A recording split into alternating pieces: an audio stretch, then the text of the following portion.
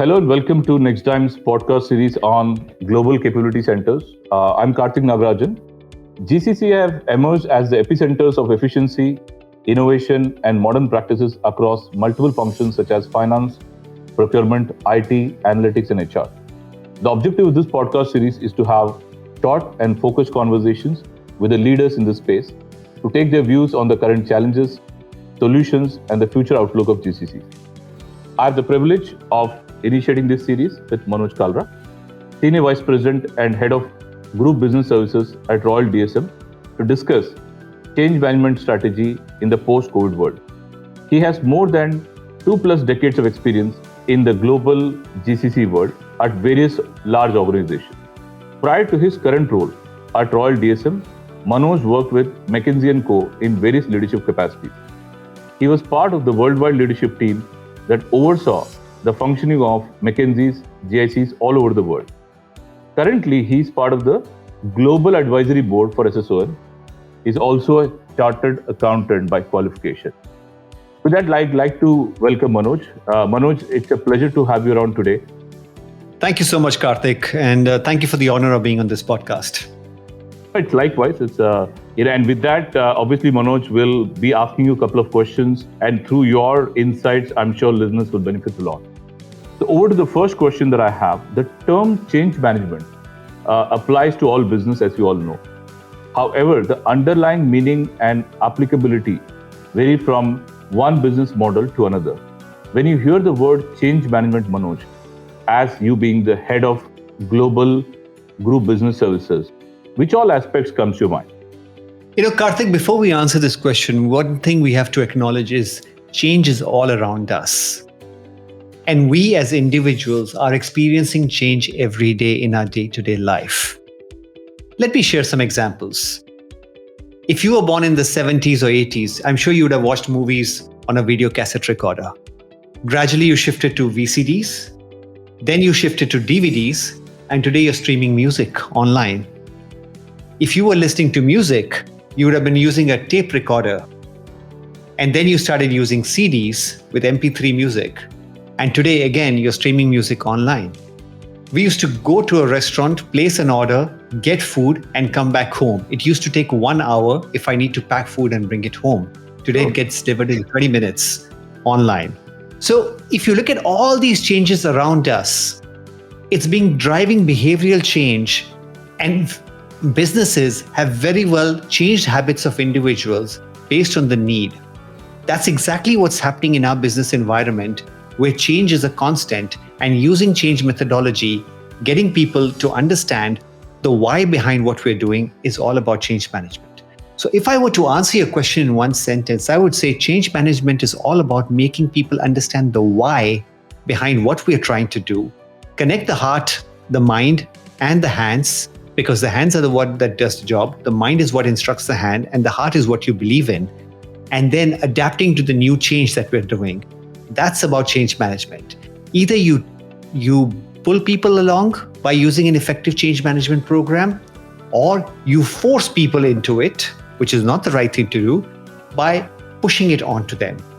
If you're able to pull people along, it's an effective change management program. If you're forcing people into it, it becomes disruptive.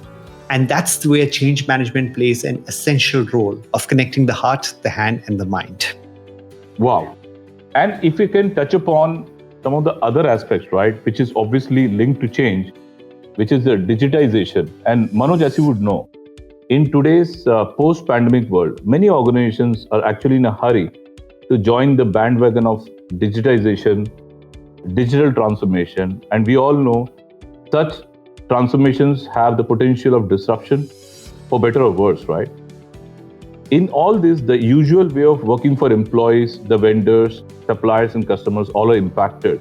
What is your take on the approach that we are all taking, especially in the name of digitization from a change management perspective? Kartik, this question is so relevant in today's world. I would even go to the extent of calling it a fashion statement. But what people are missing is, what does digitization, digitalization, and digital transformation mean? They're three different words, and they all are very important. because we tend to use these three words assuming that they're all the same. And that's where organizations are making a mistake. The first word is digitization. What does it mean? It means to digitize physical assets around you. For example, a piece of paper becomes a PDF. A transaction through a check becomes an online transaction. That's called digitization, where you start building virtual assets around yourself. Then comes the second term, which is digitalization, which now says, now that I've digitized my world, how do I use a technology to start bringing all these digital assets together, which is using batch work, like for example, a month-end process or an entire batch payment happening. That to me is around digitalization.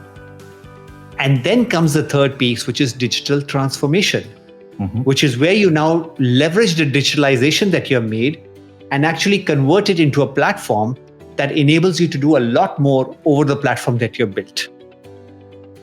Now, if you're not using change management effectively and you're straight away going for digital transformation without digitizing or without digitalizing, you're actually positioning yourself for failure.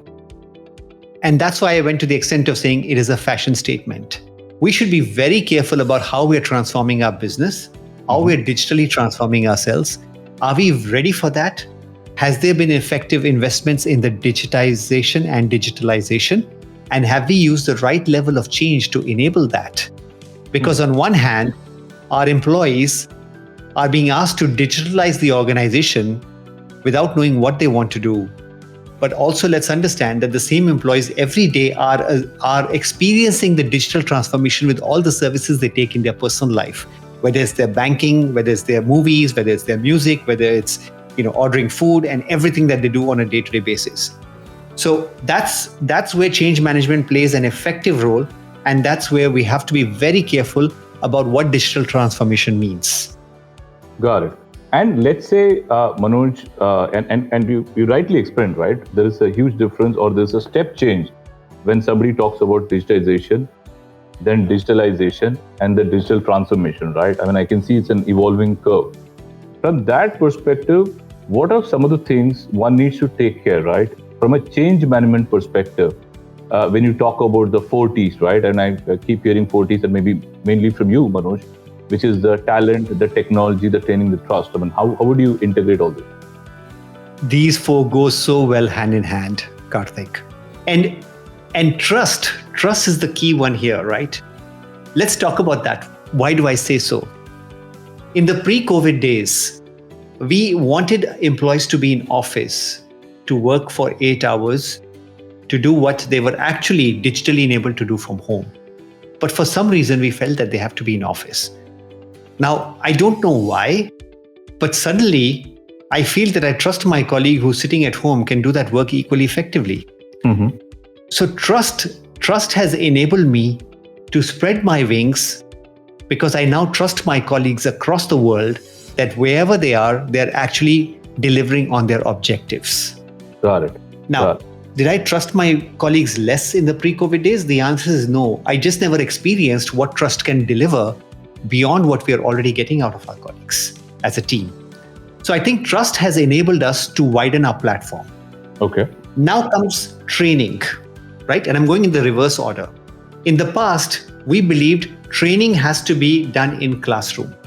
Today, training has actually been online on demand, curated for your career path, curated for the work that you're trying to do, curated for the future that is expected out of you. And you're expected to do online modules. You have instructors coming online. You have a way of questioning and answering, and you have the ability of learning at your leisure and at your pace. And then you're also having access to, profiles that can actually help in problem solving through that training. So trust has enabled me to work from anywhere. Training is now enabling me to upskill at any given time of the day. And all this is being managed through technology, which is actually delivering a high level of talent, which then enables us to change the organization and move to digitization, digitalization, and digital transformation. So it all begins with these 4 T's that actually bring everything together. Without any one of these elements, the way I've described it, you can actually see how it's falling down and how change management binds all these things together, because if I'm trusting people, there's a reason. They understand the why behind that. They understand the why behind the training, how to leverage the technology, and how does that actually result in good talent, whether it's my talent acquisition team, whether it's my delivery team, whether it's my training team, whether it's the technology team that's bringing all this together. That's how change management binds all this together, because people get the why behind it. Again, remember, the hand, the heart, and the mind all need to come together. No, very, very, beautifully put. So let's say even if I get into from the reverse order, like you said, trust, training, technology, and talent, and we all know, right? Ultimately, it's a talent that becomes the core or the topic of discussion, right? Whether you're able to attract the right talent, whether you're able to retain the right talent, so on and so forth, right? So with all this, and we also know that there are some hybrid working models. Therefore, finding the right candidate with these models, arguably has become much more easier for organization across the board. And this has opened lots of opportunity for skilled resources, right? There's always been the skill gap, right? And there'll always be people who always look for jobs, they never get it. But for the skilled resources, become that more easier to look for or get more than one opportunities at any given point in time. And this is kind of, I would say, fueling to the phenomena of what we call it as great resignation, right? So in your expert opinion, Manoj, how can organization utilize the change management, right? And change management, and this is my personal view, that it has got a lot of benefit factor in controlling or retaining some of the talent, right? Controlling attrition. So how can change management be utilized, or how organizations can utilize the change management to avoid or minimize the impact of this higher than normal attrition rate? What's your take on this? So Kartik, before we answer that question, one has to understand what has driven the great resignation. Yeah. And there are a couple of reasons. Again, there's a lot of research around that, but there are a couple of reasons. One is perhaps we're expecting our employees to come back to the old way of working and not acknowledging that the world around us has changed. Perhaps we're asking employees to come to office to work for 8 hours, and they're not yet equipped to leave their homes because of the way the world is today. Maybe kids are not going to school. Maybe, it's one has adapted to a new way of working and finds it unreasonable to come to office. And maybe one organization is expecting a behavioral pattern. The other one that's making an offer is actually prompting you to resign because they're offering you some of those things that you've gotten used to. Or maybe just by staying at home and working in a post-COVID, you just want to rediscover yourself and you need some time off. So there are various aspects around that are contributing to the great resignation. But I think if you take the essence out of this, either employees are feeling that trust has come down, why do you want me back in office? Or employees are feeling that I need to rediscover, retrain myself. Now, if you're trying to force fit the future or the present or future into the past, I think we're making a mistake. What we need to understand now is, how do we find the change that we've all seen? How do we define and project the change that's going to happen? And how do we link that together and relate that to the mindset of the talent that we're hiring? The world has changed, Kartik, around us.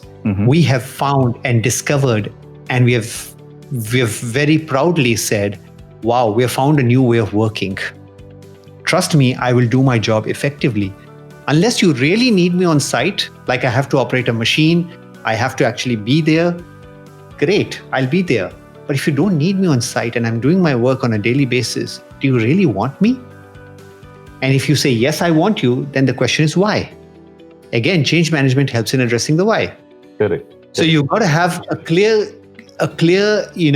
cycle that links a loop that links back to the mindset of the individual to understand, why is the company asking me to do what I'm doing? And hence I will do that. And that's where change management plays a big, big role. So that's where I think change management can work wonders in trying to define the future that can help curtail the great resignation. And I tend to agree with you, especially on two things, right? If you take back to your earlier prophecy of 40s, the trust factor, right?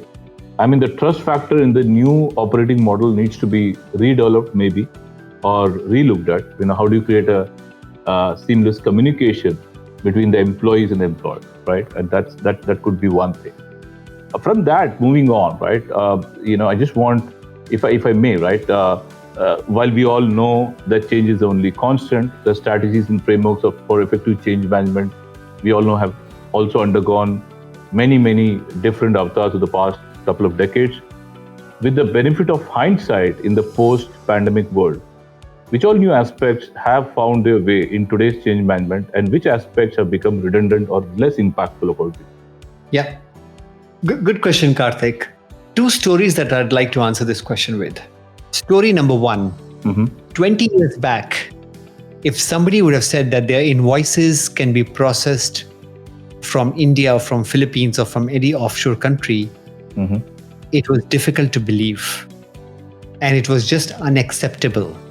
However, it was proven again and again, year on year, that this is possible and it can work.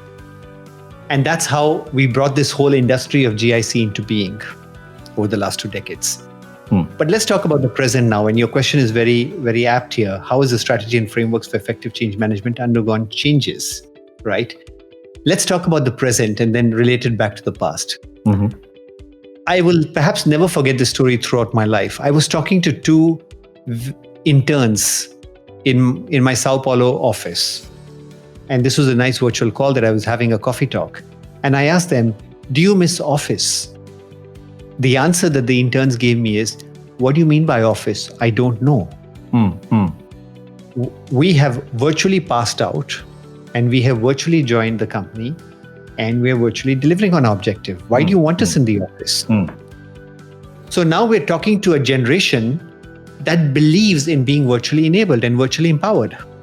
And so if you look at the change management that has happened from the past, where we were talking about getting work done and making people believe that this is possible, to today, we've actually brought into a whole new paradigm of working, a whole new infrastructure, a whole new way of working. We're dealing with a new generation of talent that believes that they need to be virtually empowered. So you need to create those working conditions that harness that talent and convert that belief into action on the ground. And you're able to deliver, because all boundaries are broken today. Because if I go with that same equation of trust, training, technology, and talent, the 4 T's that you talked about, my playground is the world. My only inhibitor is the cost, and my ability to enhance the trust quotient around to leverage that talent that I have across the world. Easier said than done, but that's a fact. And we cannot deny that's fact, because if you try to deny from it, you're going against the wave of change. Okay. And let's say, coming out of the change management from the 4 T's, and also when we started, we talked about, how did the digitization to digitalization to digital transformation evolve, right? If, as a question would come, right, as a seasoned corporate leader, you have seen multiple changes in the business model over the past several decades. If you have to provide one piece of advice to our budding change manager of today's world, what would it be, Manoj? I think it's all about, first of all, acknowledging that change is all around us and it's a constant. Second, to constantly understand the profiles and the personas that we're working with, and how do we bring that change in all the segments of the employee force that we're working with. Why do I say this? Is the example I took about the 2 interns is very different from the employee who has been working for 15, 20 years and has been forced to sit at home and now perhaps is itching to come back to office, but will not see the same office that they're used to seeing in 2 years back, that they were seeing pre-COVID. So how do you bring change effectively amongst these people? And change management is a constant that's going to be given. And I think change managers have to keep on focusing on how to recalibrate their workforce to bring them to a constant platform which allows them to perform to their optimum. Because one cannot force the other, and you cannot force everybody into one mold. So let's understand the different molds that we have. Let's understand the end objective, and let's try to bridge that gap quickly.